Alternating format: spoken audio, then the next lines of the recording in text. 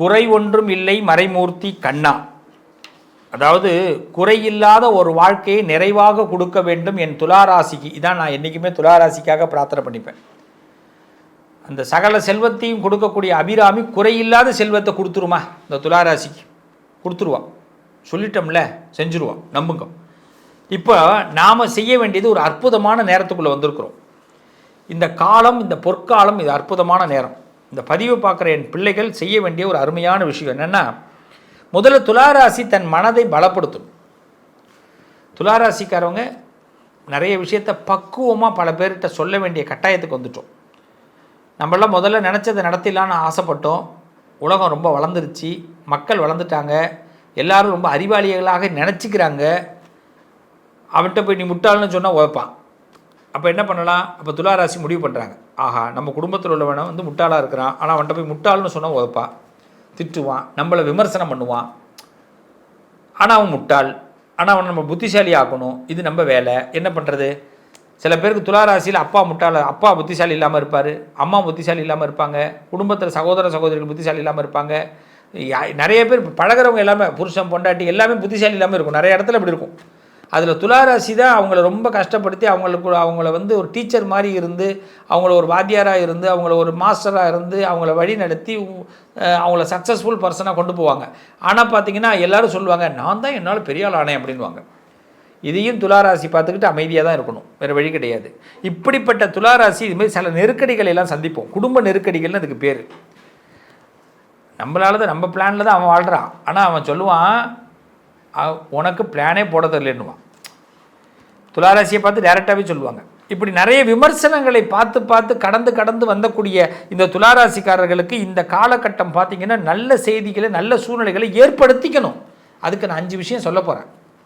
இந்த 5 விஷயத்தை மறக்காமல் ஹேண்டில் பண்ண போகிறீங்க. அதில் ஒரு விஷயத்தை கமெண்ட்டில் கொடுக்க போகிறீங்க. எதுக்கு பார்ப்போம். அதுக்கு முன்னாடி முதல் விஷயம், உங்களுக்கு நிறைய தேஜஸ் குறைவு இப்போ ஏற்படுது. தேஜஸ் உங்கள் மேலே ஒரு வசீகரம் குறையுது. முதல்ல இதை நீங்கள் மனசில் ஏற்றிக்கணும். நான் பேசுகிறது உங்கள் மைண்டில் பாருங்கள். முகக்கலை உங்களுக்கு அதிகமாக வரணும். உங்களை நீங்கள் நல்லா மெயின்டைன் பண்ணுங்கள். உங்களுடைய ஹேர், உங்களுடைய ஃபேஸ், உங்களுடைய பாடி, உங்களுடைய மனசு, அப்போ தான் மனசு வந்து உங்கள் பக்கம் வரும். உங்களுக்கு தேஜஸ் வரணும். நிறைய தேஜஸ் குறையுது. அதனால் என்னென்னா திடீர் கோபங்கள் இப்போ துளாராசிக்கு ஏற்படுது. அகங்காரம்னு அது பல பேர் சொல்கிறாங்க. ரொம்ப அகங்காரத்தில் அலையிற, ரொம்ப அடங்கிடுவா அப்படின்னு சொல்லுவாங்க நம்மளை. அது அகங்காரம் இல்லை. ஏன்னா நமக்கு பொலிவு குறையும் பொழுது நம்ம பக்கத்தில் நடக்கிறதெல்லாம் முதல்ல ஏற்றுக்கிட்டு இருந்தோம், இப்போ ஏற்றுக்க முடியல, அதனால் கோபம் வருது. அதை பக்கத்தில் உள்ளவங்க அகங்காரம்னு சொல்கிறாங்க. ஸோ இப்போ இந்த காலகட்டத்தில் தேஜஸ் அதிகப்படுத்திக்கும். அதுக்கு என்ன பண்ணலான்னா, எதையும் எதிர்பார்க்காம சில விஷயத்தை செய்யுங்க. இன்னொருத்தனை எதிர்பார்க்கறதுனால தானே நமக்கு பிரச்சனை. அது சொந்தக்காரனாக இருக்கட்டும், தெரிஞ்சவனாக இருக்கட்டும், கட்டினவனாக இருக்கட்டும், யாராக இருந்தாலும் சரி, எதையும் எதிர்பார்க்காம ஒரு விஷயத்தை செய்ய ஆரம்பிங்க. உங்களுக்கு தேஜஸ் வர ஆரம்பிச்சிடும். எதிர்பார்க்கும் போது தான் அந்த ஃபீலிங்ஸில் பிரச்சனை வருது. எதையும் எதிர்பார்க்காத, நீ யார்? ஃப்ரீடம் கேர்ள் அண்ட் ஃப்ரீடம் பாய், அதான் நான் சொல்லுவேன் துளாராசிக்காரர்களை. அப்போ நீங்கள் செய்கிற தானமாக இருக்கட்டும், ஒருத்தவங்களுக்கு வணங்குறதா இருக்கட்டும், ஒருத்தவங்களுக்கு நல்லது செய்கிறதா இருக்கட்டும், உன் பிறந்த நாளைக்கு ஒன்றுமே செய்யலையா, அவன் பிறந்த நாளைக்கு நல்லா செய், அவ்வளோதான். இப்படி நல்ல விஷயங்களை மற்றவங்க செய்யாததை கூட நம்ம செஞ்சு பார்ப்போம். இந்த எண்ணத்தை வரும்பொழுது உங்களுக்கு தேஜஸ் அதிகமாக, ஒரு ஒளி வட்டமே உங்களுக்கு வரும். அப்போ உங்கள் வாழ்க்கை நல்ல விதமாக மாறும். 17/3/2026 குரு பகவான் வக்கர நிவர்த்தி அடைகிறார். 17/3/2026 குரு வக்கர நிவர்த்தி அடைகிறார். இதுவரைக்கும் வக்கரத்தில் இருந்த குரு சில சப்போர்ட்டிங்கை நமக்கு கொடுக்காம போயிட்டார். இப்போ சப்போர்ட் பண்ணுறதுக்கு அவர் விருப்பப்படுறாரு. அவர் எதை சப்போர்ட் பண்ணுறாரு, நாம் எப்படி இருக்கணும் அப்படிங்கிறத பற்றி தான் இப்போ பேச போகிறோம். ரொம்ப அழகான ஒரு விஷயம்.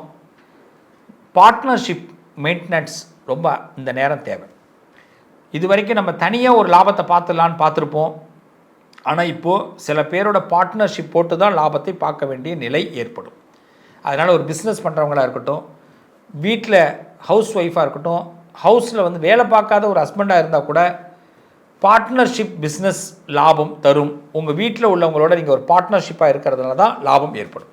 யாரையும் எதிர்த்துக்க வேண்டாம். Partnership is the best plan. நல்லா தெரிஞ்சு.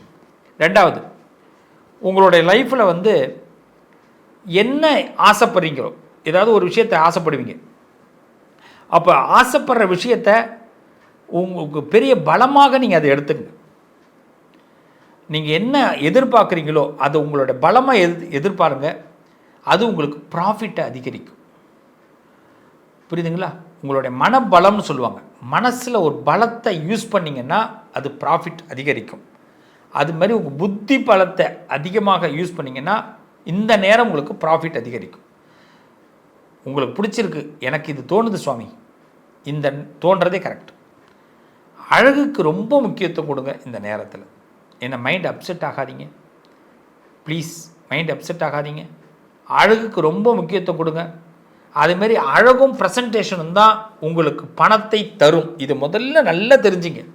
துளாராசி ஏன் சக்ஸஸ் ஆகிட்டே இருக்க முடியும் அப்படின்னு கேட்டால் உங்களுடைய அழகும் ப்ரெசன்டேஷனும். அந்த அழகை ப்ரெசென்ட் பண்ணுறது, சிரித்த முகம், 1000 சுகம் இருக்கும். ஆனால் டக்குன்னு அதை பார்த்தா நல்லா இருக்கீங்களா அப்படி கேட்கும்போது நல்லா இருங்க, நான் ஹெல்ப் பண்ணுறேன், உங்களுக்கு என்ன பிரச்சனை, நான் ஹெல்ப் பண்ணுறேன் அப்படி சொல்லும்போது உங்களுக்கு பணம் தரும். உங்களுக்கு இந்த ஃபேஷன் டிசைன் இதெல்லாம் உங்களுக்கு பெஸ்ட்டு. அதில் மைண்ட் அப்படியே கொஞ்சம் ட்ராவல் பண்ணுவீங்க. துளாராசிக்காரவங்க அதில் ரொம்ப சூப்பராக வருவீங்க. எந்த ஒரு டிசிஷனையும் இப்போ டிலே பண்ணாதீங்க.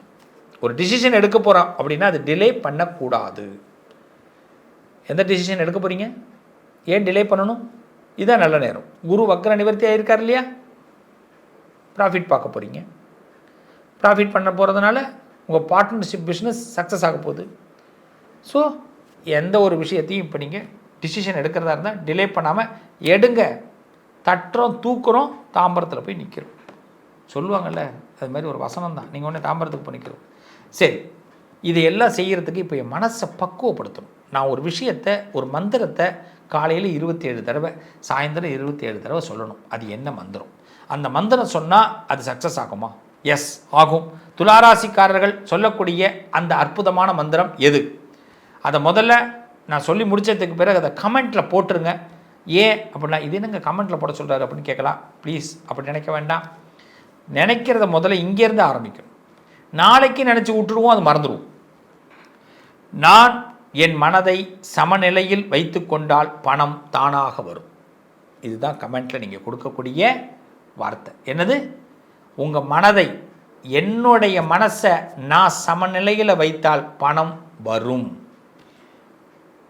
இப்போது உங்களுக்கு பணம் வேணுமா வேணாமா, வாழ்க்கையில் முன்னேறணுமா வேணாமா, இவ்வளோ தான் நீங்கள் கமெண்ட்டில் கொடுக்க போகிறீங்க. இதையே டெய்லி காலையிலையும் சாயந்தரமும் சொல்ல போகிறீங்க.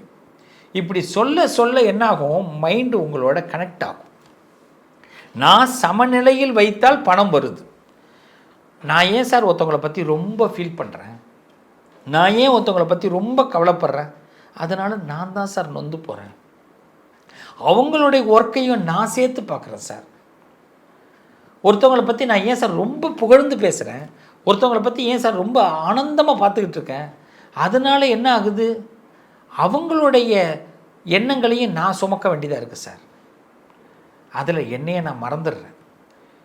சோகமாக இருக்கும் போதும் என்னையை மறந்துடுறேன், நான் ரொம்ப சந்தோஷமாக இருக்கும் போது என்னையை மறந்துடுறேன். அப்போ நான் சமநிலையில் இருந்தால் தான் சார் பணம் எனக்கு வரும், சமநிலையில் இருந்தால் தான் எனக்கு வாழ்க்கை வரும். அப்போ இன்னிலிருந்து நான் சமநிலையில் நான் இருக்க போகிறேன். நான் சமநிலையில் என் மனதை வைத்தால்தான் பணம் வரும். புரியுதுங்களா? நான் சமநிலை வைத்தால்தான் பணம் வரும். இதை மட்டும் தாரக மந்திரமாக சொல்லுங்கள். நான் சமநிலையில் இருந்தால்தான் பணம் வரும், நான் சமநிலையில் இருந்தால்தான் பணம் வரும் அப்படின்னு சொல்லி பாருங்கள். உங்கள் வாழ்க்கை பிரகாசமாக இருக்கும். இதை முதல்ல கமெண்ட்டில் போட்டுட்டு ஆரம்பிங்க. என் பிள்ளைகளா, நீங்கள் மகாலட்சுமின்னு சொல்லுவாங்க. மகாலட்சுமியோட அஷ்டோத்திரம், மகாலட்சுமியோட அஷ்டகம், இதை ரெண்டையும் படிங்க. வெள்ளிக்கிழமையில் ஒரு விளக்கேற்றி வச்சுட்டு படிங்க.